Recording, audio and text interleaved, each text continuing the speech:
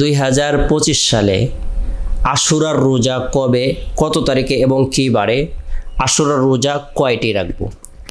আশুরা শব্দের অর্থ হলো দশম। মুহররম মাসের 10 তারিখকে আশুরার দিন বলা হয়ে থাকে, আশুরা বলা হয়ে থাকে। আশুরার দিন বাৎসরিক উত্তম দিনসমূহের মধ্যে অন্যতম একটি দিন।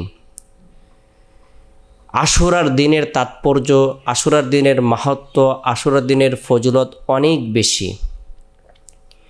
এই দিন আল্লাহ তাআলা বিভিন্ন নবী রাসূলদেরকে সম্মানিত করেছেন, বিশেষ মর্যাদা প্রদান করেছেন। আল্লাহ তাআলা আসমান জমিন সৃষ্টি করেছেন, পাহাড় পর্বত সৃষ্টি করেছেন, লৌহ কলম সৃষ্টি করেছেন আশুরার দিনে। হযরত আদম আলাইহিস সালামের তওবা কবুল করেছেন আশুরার দিন। হযরত নূহ আলাইহিস সালামের নৌকা মহাপ্লাবন শেষে জুদি পাহাড়ে এসে আটকে যায় আশুরার দিন।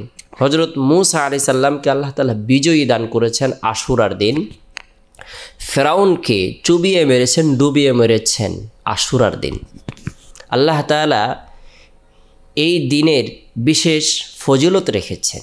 এই দিনটিকে আল্লাহ রাসূল সাল্লাল্লাহু আলাইহি সাল্লাম গুরুত্ব প্রদান করেছেন। আমরাও মুসলিম হিসেবে এই দিনটিকে গুরুত্ব প্রদান করে থাকি। হিজরি সনের প্রথম মাস মুহররম মাস, এই মাসেরই অন্যতম একটি দিন হলো আশুরার দিন। এই দিনে আমরা প্রত্যেকেই যদি আমাদের সময় সুযোগ অনুপাতে নফল ইবাদত বন্দেগী করি, নফল নামাজ পড়ি, কোরআন তেলাওয়াত করি, জিকির আজগার করি, তাসবিহ তাহলিল পাঠ করি, রব্বুল আলামিনের দরবারে রোনাজারি করি, আল্লাহ পাক রব্বুল আলামিন আপনার আমার জীবনের সগীরা কবিরা জাহিরি বাতিনি শিরিক বিদাত ইচ্ছায় অনিচ্ছায় গোপনে প্রকাশ্যে সকল গুনাহগুলোকে মাফ করে দেবেন। অনেক মা বোনেরাই আশুরার রোজা রাখতে চান। সেই রোজাটি কবে রাখবেন, কত তারিখে রাখবেন, কী বারে রাখবেন, আশুরার রোজা কয়টি রাখবেন? 2025 সালের ক্যালেন্ডারের হিসাব অনুযায়ী আশুরার দিন হলো জুলাই মাসের 6 তারিখ, রোজ রবিবার। আশুরার রোজা আল্লাহ রাসূল সাল্লাল্লাহু আলাইহি সাল্লাম দুটি রাখতে বলেছেন।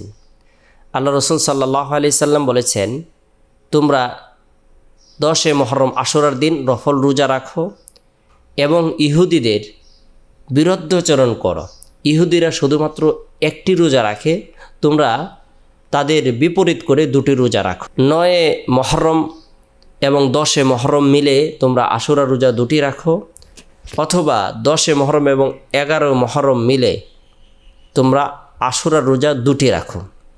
তাহলে জুলাই মাসের 6 তারিখ এবং 7 তারিখ আমরা রোজা রাখতে পারি, অথবা 5 তারিখ এবং 6 তারিখ দুটি রোজা আমরা আশুরার রাখব।